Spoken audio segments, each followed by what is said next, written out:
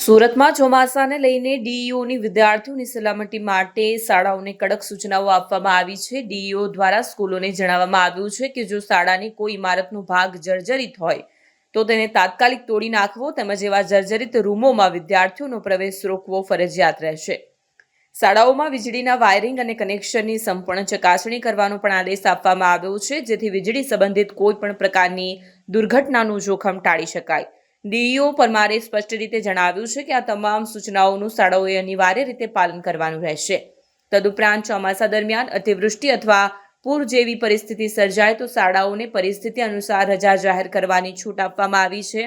ડીઈઓએ શાળાઓને જણાવ્યું છે કે આપત્તિ જેવી સ્થિતિમાં તાત્કાલિક પગલાં લેવાય અને વિદ્યાર્થીઓને સુરક્ષિત સ્થાને રાખવામાં આવે। વિદ્યાર્થીઓ ચોમાસામાં કૂવા, નદી કે નાળામાં નહાવા ન જાય તે માટે શાળાઓએ પ્રાર્થના સભા દ્વારા તેમને જાગૃત કરવાનો પણ આદેશ આપવામાં આવ્યો છે। વિદ્યાર્થીઓમાં ચેતના ફેલાવવી પણ તેટલી જ મહત્વની છે, ડીઈઓએ ઉમેર્યું હતું। સુરત શહેર અને જિલ્લાની શાળાઓની અંદર વર્ષા ઋતુને ધ્યાનમાં રાખી ચોમાસાની ઋતુમાં વિદ્યાર્થીઓને મુશ્કેલી ન પડે તે માટે થઈ અને શાળાની દરેક નોડલ શિક્ષિકા બેન અને શિક્ષકભાઈની નિમણૂક કરવાની સૂચના આપી છે। આ ઉપરાંત શાળાની અંદર કોઈ જર્જરિત ભાગ હોય તો તેને તોડી નાખવા માટે અથવા તો વિદ્યાર્થીઓને તેને માટે સેફ રાખવા માટેની ચર્ચા કરવામાં આવી છે। આ ઉપરાંત વિદ્યાર્થીઓને ઇલેક્ટ્રિકથી કોઈપણ શોર્ટ સર્કિટ કે કોઈપણ પ્રકારની જાનહાનિ ન થાય તે માટેની તકેદારી રાખવા જણાવવામાં આવ્યું છે।